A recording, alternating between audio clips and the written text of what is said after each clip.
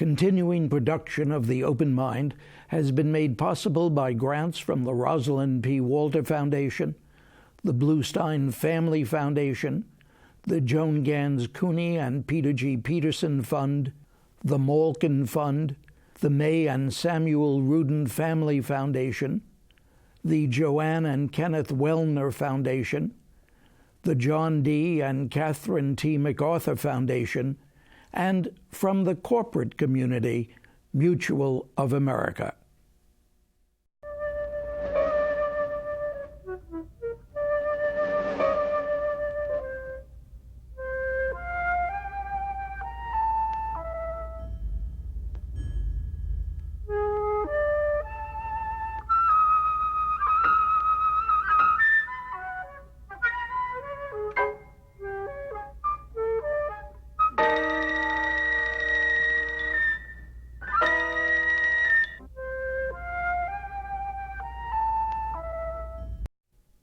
I'm Richard Heffner, your host on The Open Mind.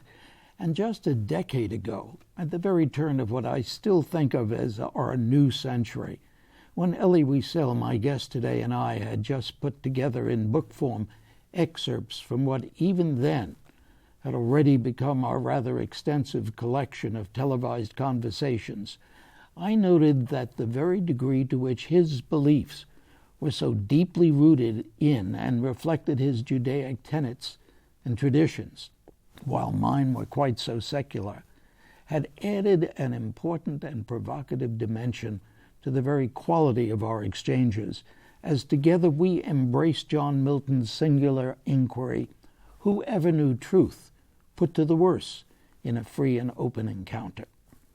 But one wonders whether time has been all that kind to such innocent thoughts.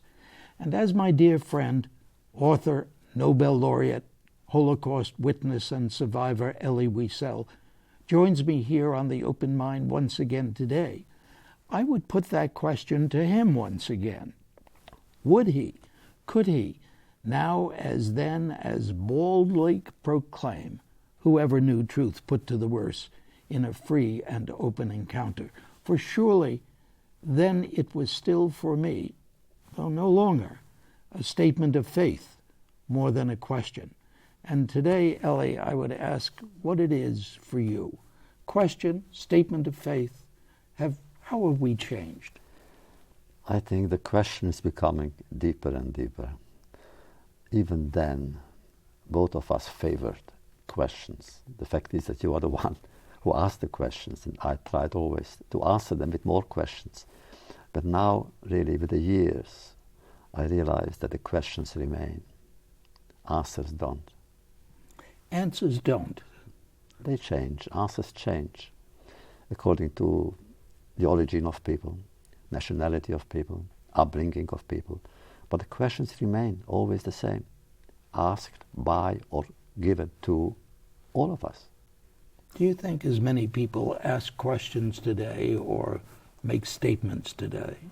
If we are talking about intelligent, sometimes intellectual men and women, then they must ask questions. One cannot really be part of the human society without questioning its goals and the limits to which that society is ready to go to achieve either an aspiration, attain a certain goal. You cannot. Without a question, a person is not whole. It is the questioning that gives us the dimension, either of sacredness if you are a believer, or of depth if you are an agnostic. But the main thing is, it is the question that leads you. There is quest in question, and therefore I love it. We are both members of that so-called group. We are participating in a quest.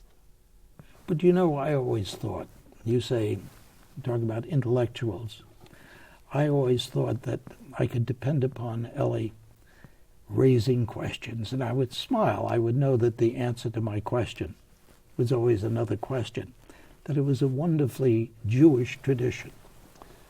Oh, it is really. You know, in ancient times, an academy session would never be opened until the president of the academy would ask us one word. Sha'alu means ask. Without that word, no session began. And we learn from that. Remember that the first question in scripture, after all, which is the book of our religious history, at least, not secular, but religious history, is God asking Adam, where are you? Adam was hiding. And God asked him, Ayeka, where are you? And the question really is, what? God didn't know where Adam was? And the answer is there. God knew. Adam didn't. And you keep asking Of course. the same question. I ask myself, where am I? Because we go on actually saying, but God meant, where are you in your life? Where are you in this world? What are you doing with your life? And what are you doing to this world so that the world becomes more inhabitable, more welcoming, and surely more human? Elie, is the world, since we first sat at this table together, which is a long, long time ago, is the world more welcoming? Oh, depending to whom. There are still enough strangers, aliens, who are looking for a home, for a refuge, and cannot get it. In a strange way, I have the feeling that more people are in exile these days than before. Even people who live at home, who have a good job, have families, but the sentiment of exile, somehow, something is happening to our civilization, and that's what worries me. A feeling, a sense of exile. Of exile. The exile, illegal exile. For instance, in some places, there is still dictatorships. That we accept dictatorship anywhere on the planet is wrong. That means that we exiled our own ideas and our ideals and our commitments, that we don't do what we should do. Look, I have been fighting, for instance, Ahmadinejad, who is a madman, a fanatic madman, a danger to the world. If he had an atom bomb, he would use it because that's what he says he would do, and I trust him.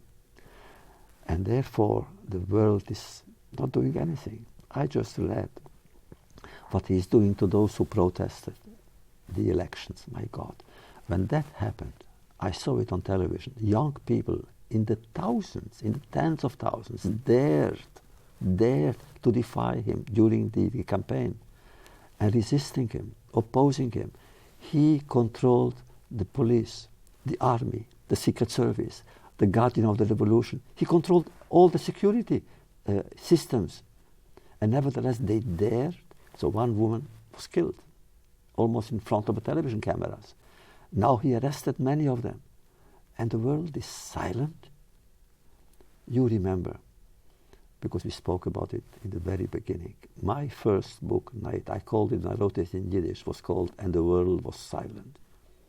Why did I call it like that? Because I said, when we arrived in that place of darkness, we had no idea what it was. And when the former older inmates came to tell us what that place was, I turned to my father. I said, it's impossible. Impossible. We are living in the middle of the 20th century. And the world would be silent? So I said, yes, and the world was silent. And again, although I don't compare the events, the world is silent. So what we did, the little foundation which I created with my wife Marion, we published a full-page ad in the New York Times, which you may have seen. I had 50 or more Nobel laureates joining their signature with mine. Simply a letter to those young men and women, told them, you are not alone. We think of you. We are with you. We cannot come and fight on your side, but you are not abandoned. So, abandoned by so many others. Not by those who signed that ad. Oh, no. But by the United States of America? And the United Nations, and even the United States, and France and Britain, by what we called the leaders of the free world. And the difference between now and the time of night? I don't compare periods or tragedies. Analogies are dangerous because it goes both sides. It's a two-way street usually.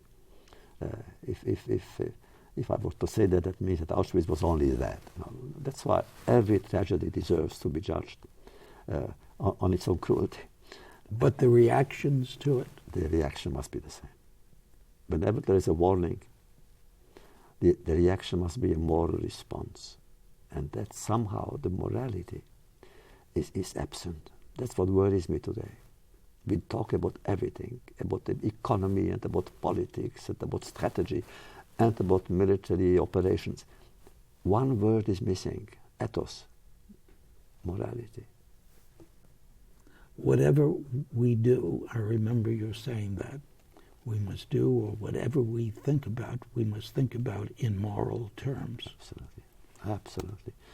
Whatever the answer is, the moral commitment must be its major component. What could we do? I don't mean militarily, I don't mean physically. What could we do that would indicate a moral involvement? Oh, let's say, suppose the President of the United States summons a group of moral leaders from all over the world just to deal with this kind of situation, that at least we are together to come and shout or whisper our protest and say we cannot condone that. We cannot go to military operations because we don't want more wars, we have enough. But at least morally, we must voice our real outrage. What if the President of the United States should summon such a group to indicate its moral outrage? What would the reaction be from those who were asked to do so? Oh, I think, first of all, if really those people would come, nobody can say no to the President of the United States as a rule. And if it's done with dignity, and I know this President will be capable of such dignity and fervor, then it creates a mood, it creates an atmosphere, an ambiance, it creates something. So that a man like Ahmadinejad and the others, there must be other small dictators who are as dangerous as he, but we don't even know about them, like Darfur, for instance. It's still, the tragedy of Darfur is still continuing. And there we shout. And there the young people, by the way, respond marvelously well. I go as you to universities. The young people chose actually Darfur as a romantic revolution for them. And they are doing what they have to do, meaning signing petitions and go and raise funds to help those victims in Darfur. But at least what we can do is isolate those criminals who have power. Elie, the question I would ask you, and you will answer with another question, I know. The question I would ask is whether that moral tone is possible in terms of what you have just recited as concern for all these other matters, military, economic, political. Do you think around the world, I guess it is your faith that around the world there would be a moral response to such a moral request? Dick, my friend, do you think I have more than faith? I don't have more. Tell me what you mean. That means I'm not so sure that it would work. But there is a marvelous, marvelous saying in the Ethics of Our Fathers, which is a great book of morality. It says, it's not up to me to finish the job, but nor am I free to desist from it. Which means, let's begin. Let's begin. Yeah. Is there any sign of that beginning? There is. Young people. I have faith in the young people today. I know students that I teach or that I visit in other universities, they are ready to listen. The only trouble, Elie, is that I'm sure that if I go back to the many exchanges we've had, I will find you saying that, and they've grown up now. They are not young people anymore. They are those who turn more of a deaf ear to the kinds of pleas you make. There I am a little bit more optimistic, maybe more naive. I am convinced that those of the students who were your students or mine, that they are not silent today. What happened to them? what's your guess of those, their counterparts of our students today, counterparts 20 years ago, 30 years ago? Where are they? Where are they at the barricades? Where are they expressing, giving expression to the concern, the moral concern that you have? I don't find them. But at the table, at the family table, I'm sure they discuss it. And that's where it begins. The French Revolution began not around the table, but the street.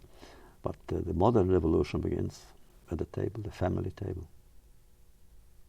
Elie, there's a question. You know what I was going to do? I was going to take our conversations with Elie Wiesel and go through the various chapter headings and ask you whether you had changed your mind about things. Do you look back and feel that you have changed?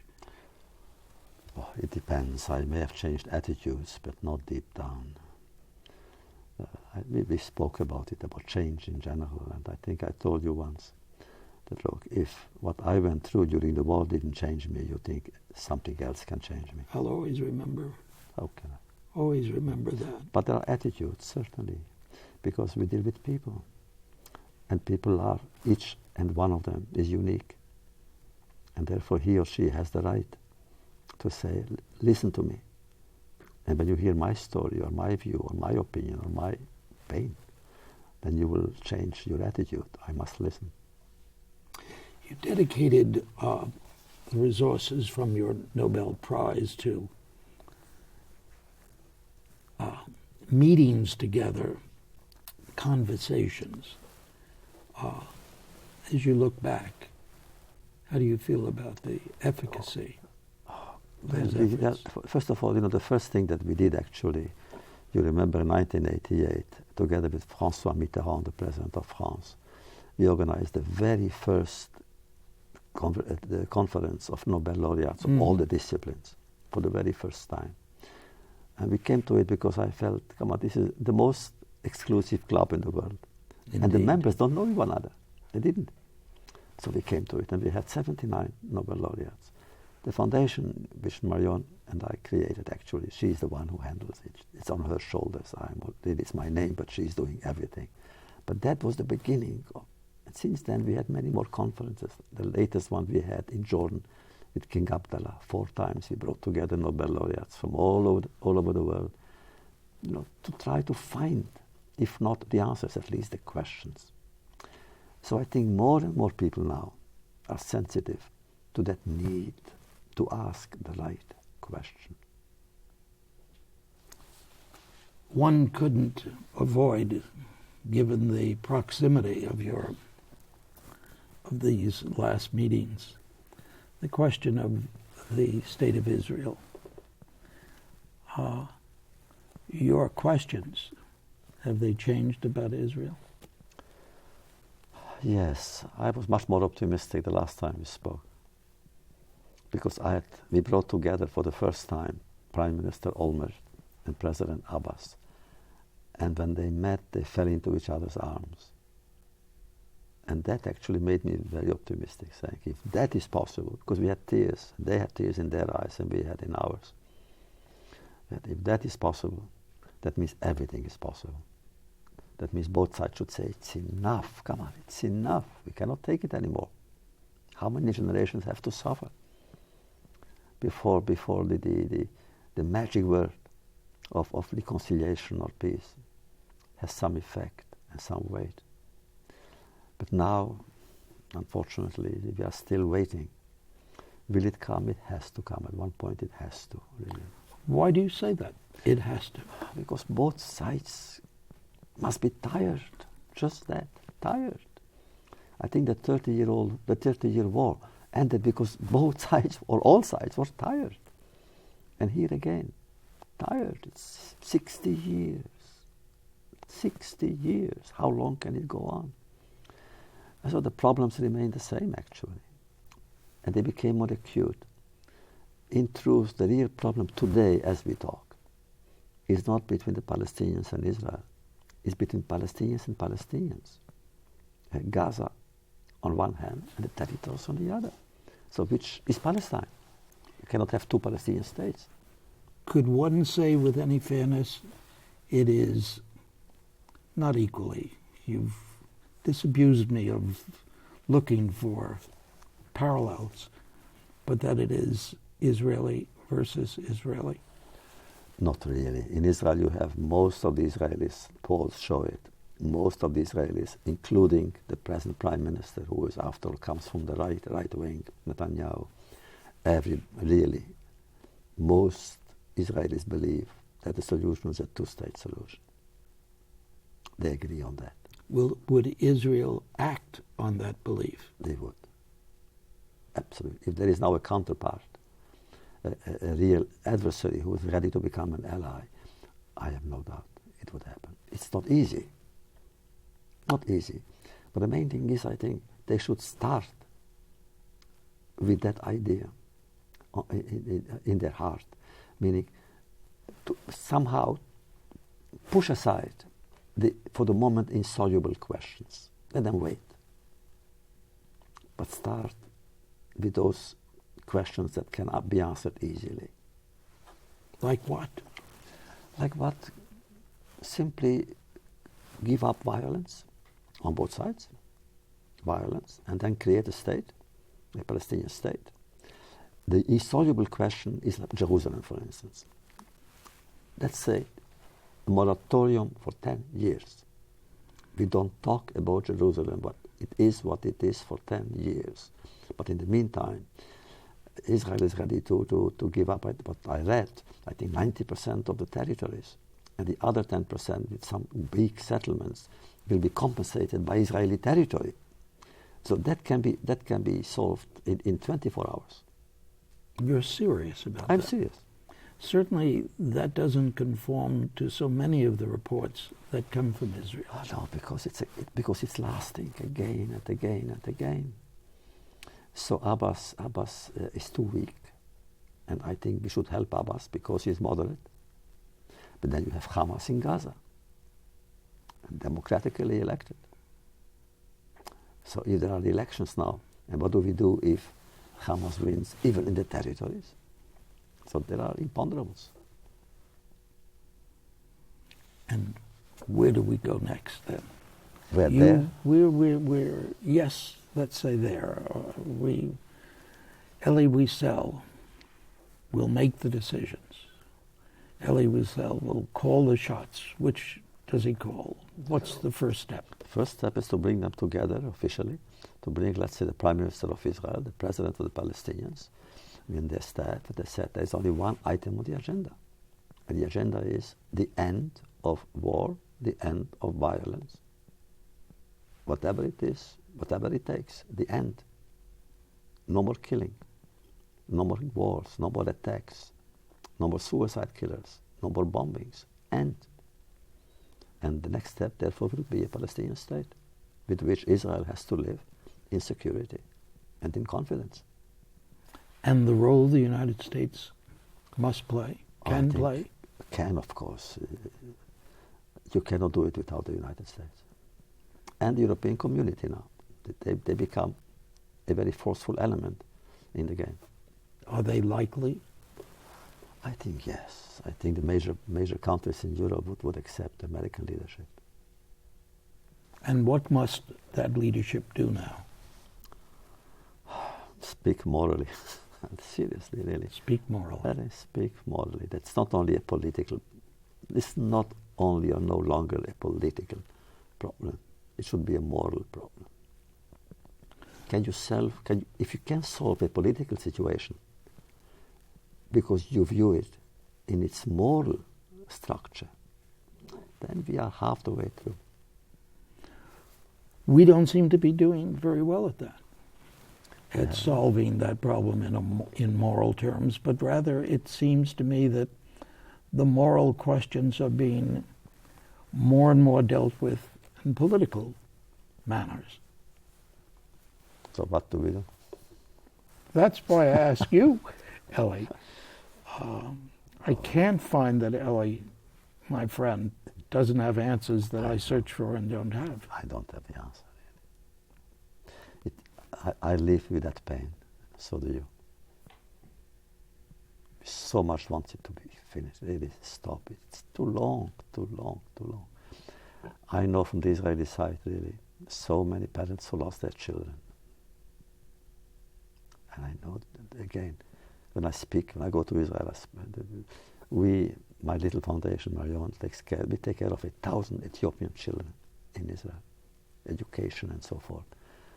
And what we can do with children, you know. And we would do the same thing with Palestinian children with great joy. When we first sat here, would you have dreamed, could you have dreamed that we would be back here so many years later with the same discussion? Didn't I tell you that questions remain and answers don't? All the answers were wrong until now. Take Oslo. I was for it. I know. I went to Washington to the ceremony and so forth. I was for it. I thought it was a great day. Now everybody believes it was a mistake. Why really a mistake? It didn't work. But it wasn't a mistake. I am for it. I remember. I'm for it. Sure. When you speak to the Israelis, very, very few Israelis will accept that it was a good idea. It didn't work. Could there be any other path? I don't really. There must be something very dramatic. Simply to shake them up and say, it's enough, come, sit down, and let's talk, and we don't move from that table until we leave with that solution, which is independence for both states and peace for both people. Which is probably the best way to end this latest of our programs, together with that wish. Elie, thank you so much for joining me again on The Open Mind. As always, thank you. And thanks too to you in the audience. I hope you join us again next time. Meanwhile, as another old friend used to say, good night and good luck. And do visit the Open Mind website at theopenmind.tv.